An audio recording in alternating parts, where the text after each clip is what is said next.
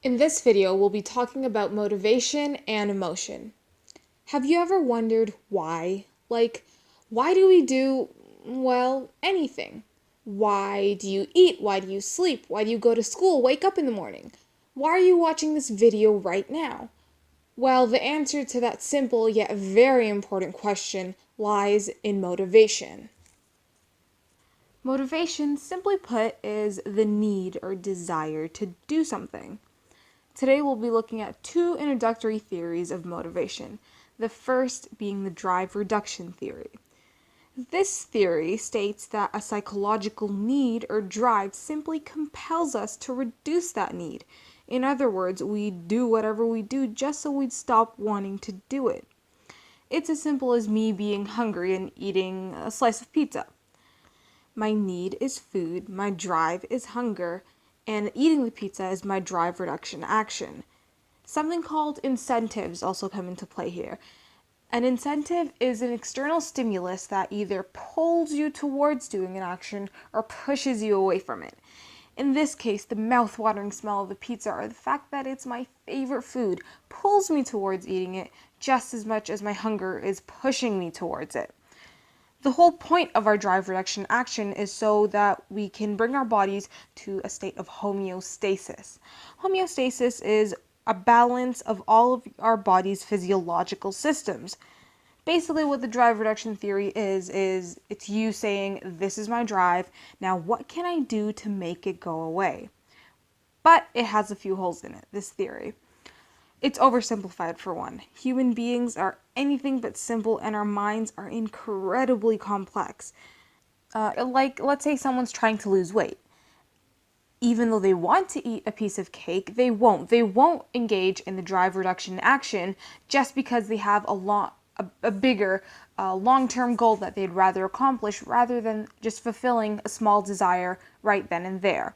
Also, I know I'm not the only one who eats just because I'm bored, even though I'm not hungry. This brings us to the arousal theory. The arousal theory fills in some of the gaps left by the drive reduction theory.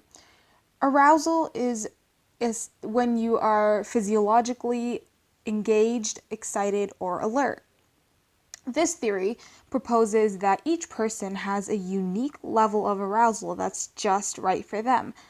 Some people have high levels of optimal arousal while other people have lower levels. For example, if someone really likes skydiving or cliff jumping, they have higher arousal needs, whereas someone who is satisfied by reading a good book in the comfort of their home, trying a new recipe, or watching a movie, these people have relatively lower arousal needs. The key in this theory is that we're motivated to do things that help us maintain an ideal balance in order to avoid both boredom as well as stress.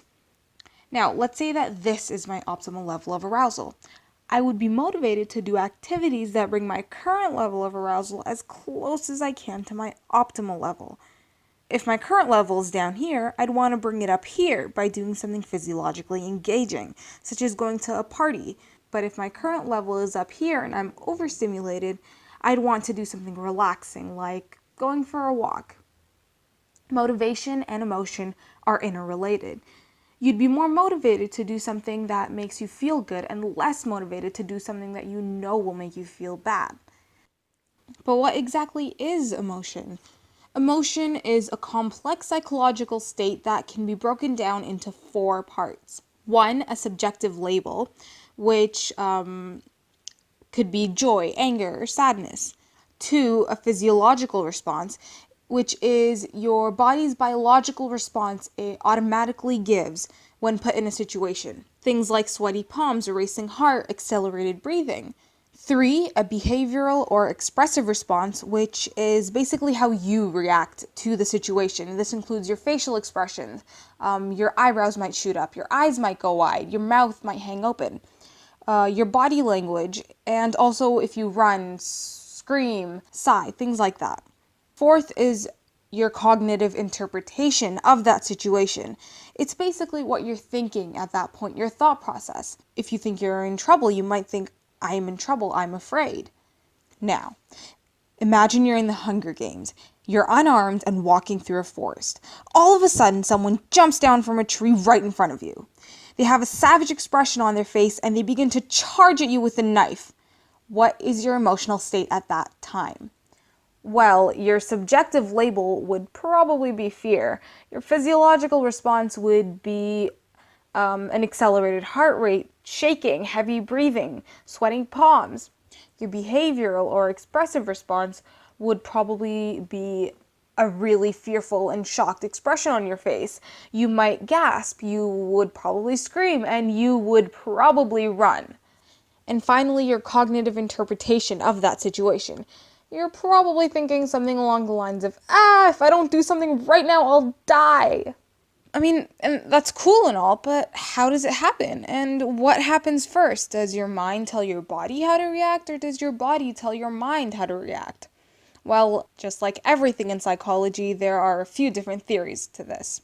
First is the James Lange theory, which states that our feelings come as a result of our physiological responses, meaning our physiological responses come first, which then cause us to have feelings. So this person would say, I'm sad because of the feeling I have in the pit of my stomach.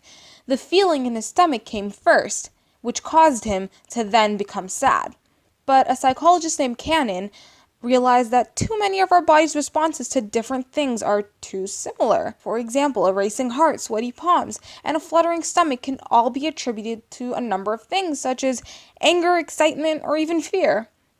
So how can they cause such different emotions?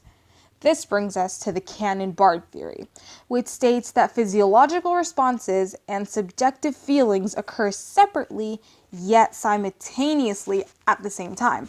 So a racing heart does not lead to excitement, and neither does excitement lead to a racing heart. Rather, they happen separately and together.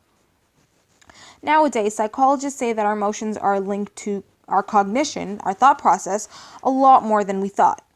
Which brings us to our final theory of emotion, which is the two-factor theory, also known as the Schachter-Singer theory. Try saying that 10 times fast.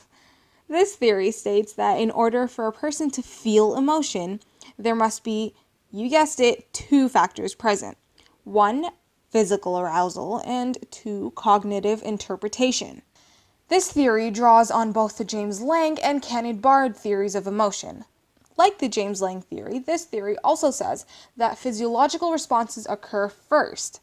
But it also goes on to say that you must identify the reason for this arousal in order to label and experience the emotion. Has anyone ever gone boo to you? How did you feel? What did you do? What was your reaction to that? You probably jumped up a little. You were probably startled, maybe even a little frightened.